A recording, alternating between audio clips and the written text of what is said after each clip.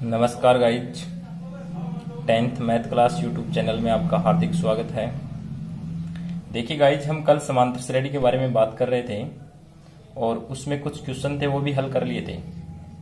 आगे हम और भी क्वेश्चन लेते हैं और उनको समझने की कोशिश करना आप। उन क्वेश्चनों को भी हम सूत्र के माध्यम से हल करेंगे।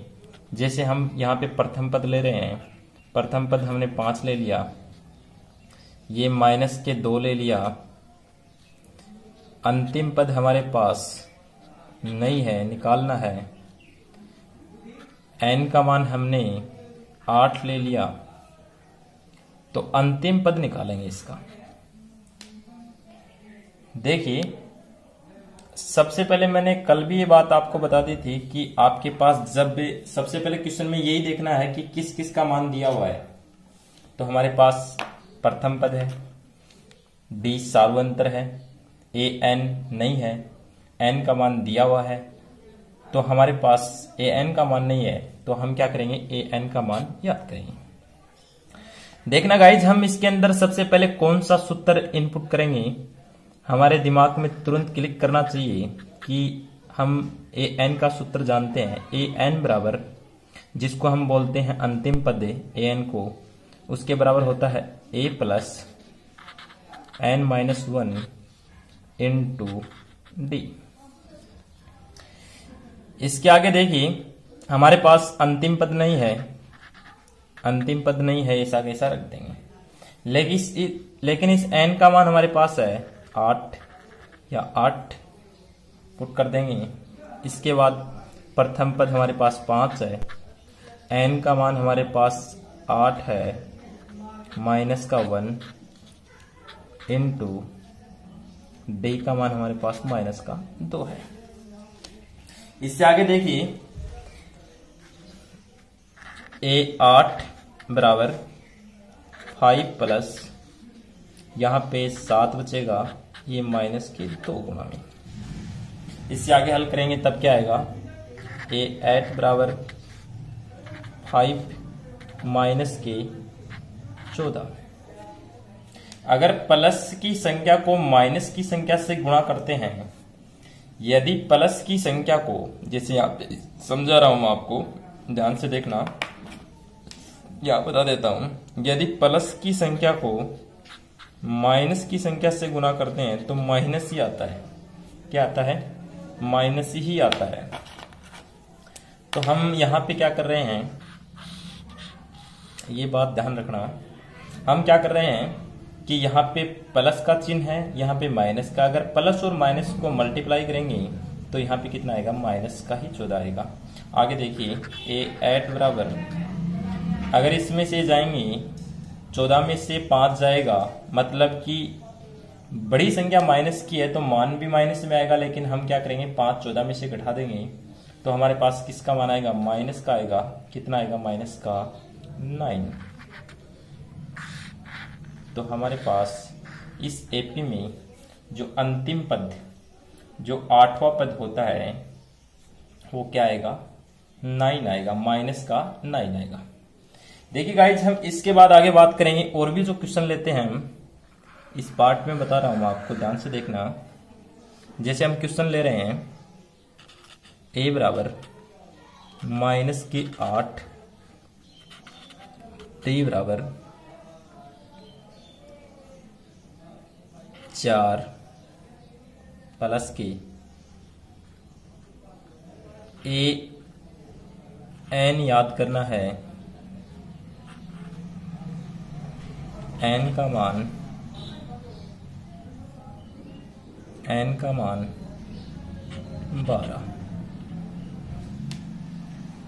इस क्वेश्चन के अंदर हमारे को प्रथम पद दिया गया है, d दिया गया है, an याद करना है, n का मान हमारे पास 12 है। देखिए आगे करते हैं। जैसे हम इनपुट करेंगे सूत्र, an बराबर a plus n-1 into D. प्रथम पद हमारे पास दिया गया है और n का मान भी हमारे पास कितना है, 12 है। प्रथम पद माइनस का 8 है, प्लस n का मान 12 है, माइनस के 1 गुणा डी का मान हमारे पास कितना है 4। आगे हल करते हैं। a12 बराबर माइनस के 8 प्लस के 11 गुणा 4। a12 बराबर माइनस के 8 प्लस के 44। यदि 11 को 4 से गुणा करेंगे तो कितना आएगा 44 मान आ जाएगा।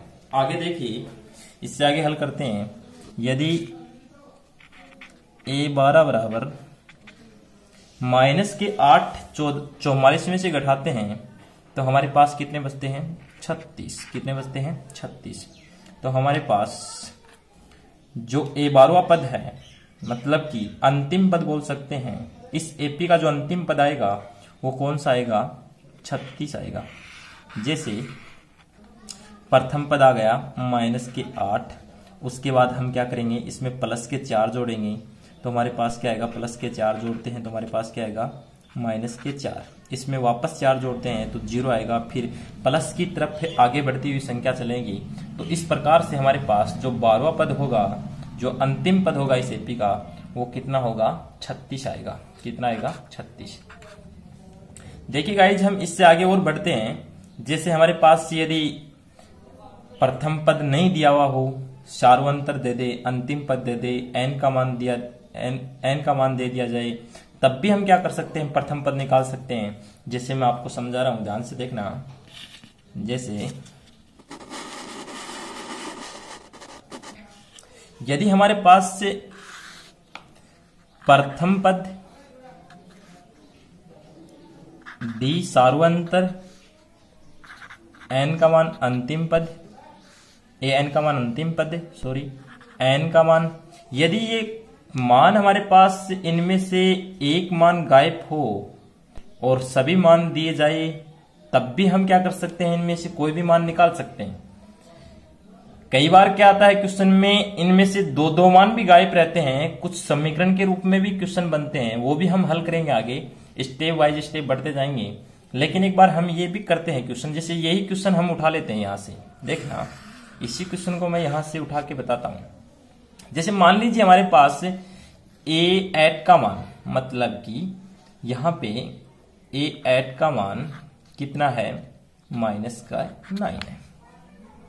d का मान हमारे पास माइनस का 2 है।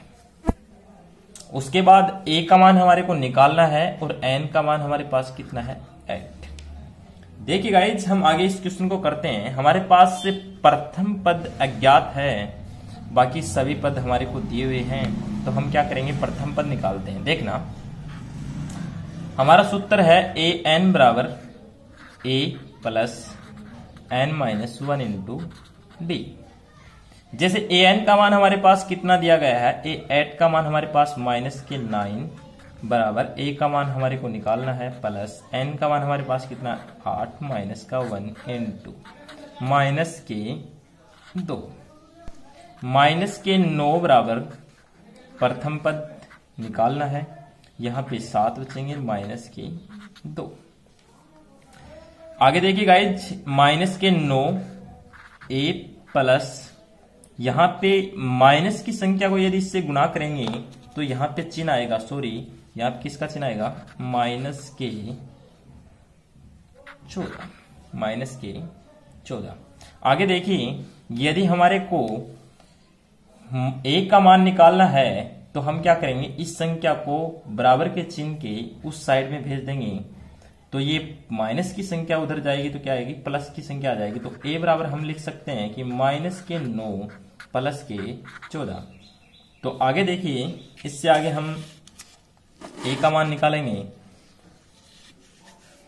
a बराबर माइनस के 9 अगर 14 में से जाएंगे तो कितने बचेंगे, यहाँ पे बड़ी संख्या प्लस की है। यदि बड़ी संख्या प्लस की है तो मान भी किस में आएगा, प्लस में ही आएगा। किस में आएगा, प्लस में ही आएगा। तो प्लस के कितने बचेंगे 5। तो हमारा पहले भी प्रथम पद क्या था 5 ही था, और अब भी हमारा प्रथम पद क्या है 5 ही है। तो इस प्रकार से कोई भी मान गायब हो सकता है, किसी भी मान को गायब कर सकते हैं। आपको क्वेश्चन पूछ सकते हैं, एग्जाम की दृष्टि से बहुत ही महत्वपूर्ण क्वेश्चन है। आगे और भी हम क्वेश्चन हल करते हैं। देखिए गाइज, जब हमारे पास सार्वंतर नहीं हो तो हम सार्वंतर भी निकाल सकते हैं। जैसे देखना, आगे हम और भी क्वेश्चन लेते हैं।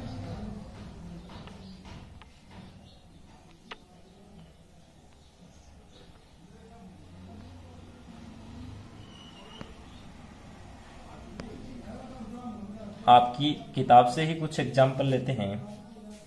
जैसे हम यहां पे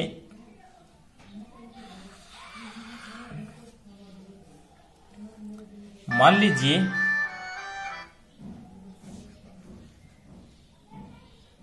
प्रथम पद 8 हो, डी का मान याद करना हो, एन का मान 10 हो, अंतिम पद 64 हो। यदि प्रथम पद दिया गया है, डी का मान याद करना है, एन का मान 10 दे दिया गया, ए एन का मान 64 दे दिया गया। देखिए गाइज हम कैसे करेंगे, आगे देखना, क्वेश्चन को ध्यान से समझना। सबसे पहले सूत्र लगाएंगे। अगर मैथ में सूत्र है तो उत्तर है, ध्यान रखना इस बात को। अगर सूत्र याद है जिस विद्यार्थी के तो उत्तर भी याद है। A plus n minus 1 into d. A n का मान हमारे पास कितना है 64, ए का मान कितना है 8 प्लस एन का मान कितना है 10 माइनस 1 इंटू डी याद करना है। यहां पे 64 है, अगर मैं प्लस की संख्या को इधर लेकर आऊंगा 8 को बराबर के, तो माइनस की संख्या आएगी, तो यहां पे कितना बचेगा 56 बराबर यहां पे 8 डी इंटू डी।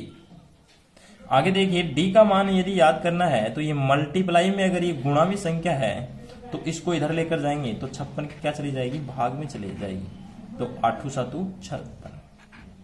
तो डी का मान हमारे पास कितना प्राप्त हो गया 7। यदि हम इस 8 के अंदर 7 7 7 10 बार जोड़ते रहेंगे तो हमारे पास अंतिम पद क्या आएगा 64 ही आएगा। देखिए गाइज हम इस प्रकार से समांतर श्रेणी को अलग अलग पार्ट बनाते हुए पूरा सिलेबस कवर करेंगे, लेकिन आज मैं कुछ और भी बातें बताना चाहता हूं आपको। हम इसी प्रश्नावली के साथ साथ हमारे YouTube चैनल पे त्रिकोणमिति प्रश्नावली भी साथ डालेंगे। एक क्लास समांतर श्रेणी की रहेगी, एक त्रिकोणमिति की, क्योंकि सिलेबस बहुत ही लंबा चौड़ा है, बहुत ही बड़ा सिलेबस है। तो हम दो प्रश्नावली एक साथ लेकर 2 टाइम रहेंगे, आपके सुबह शाम दोनों क्लासें रहेंगी। हम दोनों क्लासें डालते रहेंगे ताकि विद्यार्थी सुचारू रूप से जुड़े रहें और पढ़ते भी रहें, उनको किसी प्रकार की दिक्कत नहीं आए। हम एक क्वेश्चन आपको योगफल के बारे में भी बताते हैं, देखना कुछ क्वेश्चन आप उस पर आधारित करना। जैसे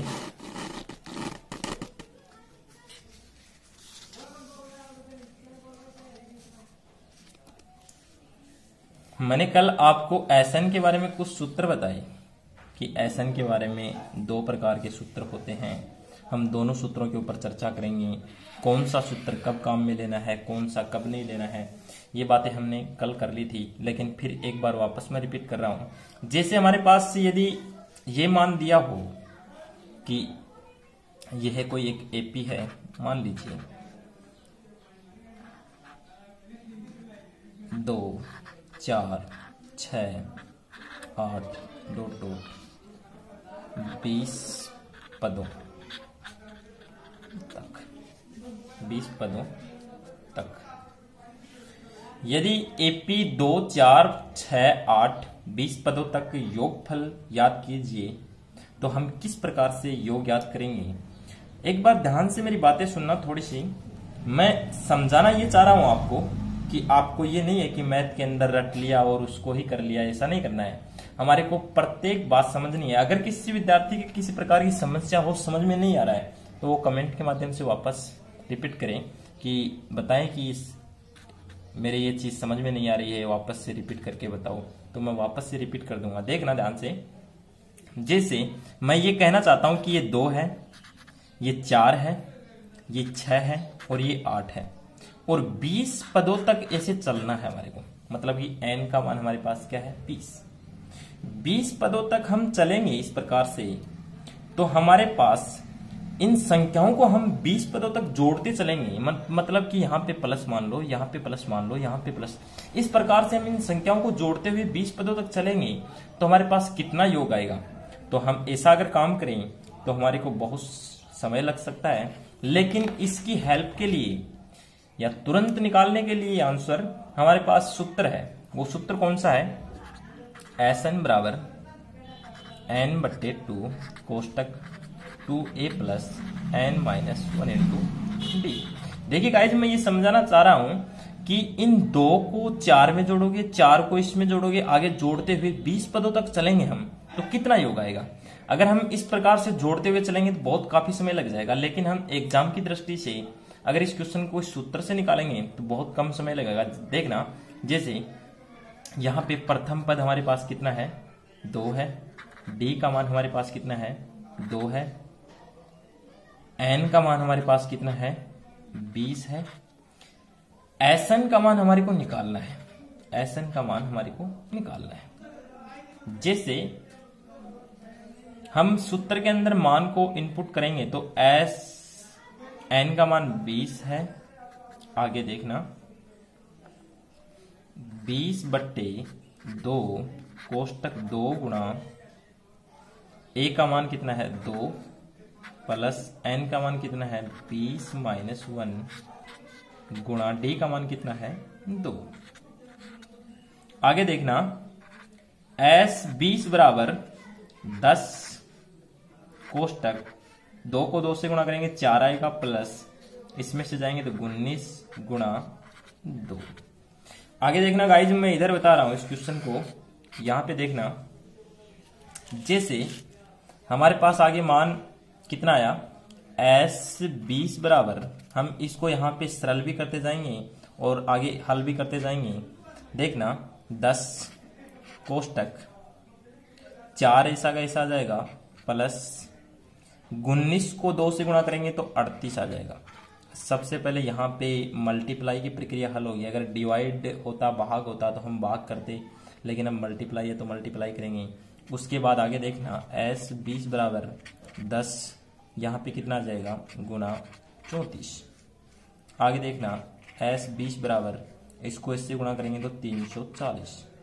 अगर हम इन संख्याओं का अगर योग करेंगे, प्रत्येक संख्याओं का अगर योग करते हुए अगर 20 पदों तक ऐसा योग करते हुए चलेंगे तो हमारे पास इनका कुल योग 340 आएगा। कितना आएगा? 340। तो इस प्रकार से आप और भी क्वेश्चन करना। आज के लिए इतना ही काफी है। मैं कुछ समय बाद आपके लिए त्रिकोणमिति की प्रश्नावली लेकर आ रहा हूं। बहुत ही बेहतरीन तरीके से समझाऊंगा। प्रत्येक विद्यार्थी क्लास में बने रहें, समय समय पे क्लास आती रहेंगी। मेरे यही रिक्वेस्ट है प्रत्येक विद्यार्थी से कि आप इसको ज़्यादा से ज़्यादा शेयर करें और सब्सक्राइब करें। थैंक्स।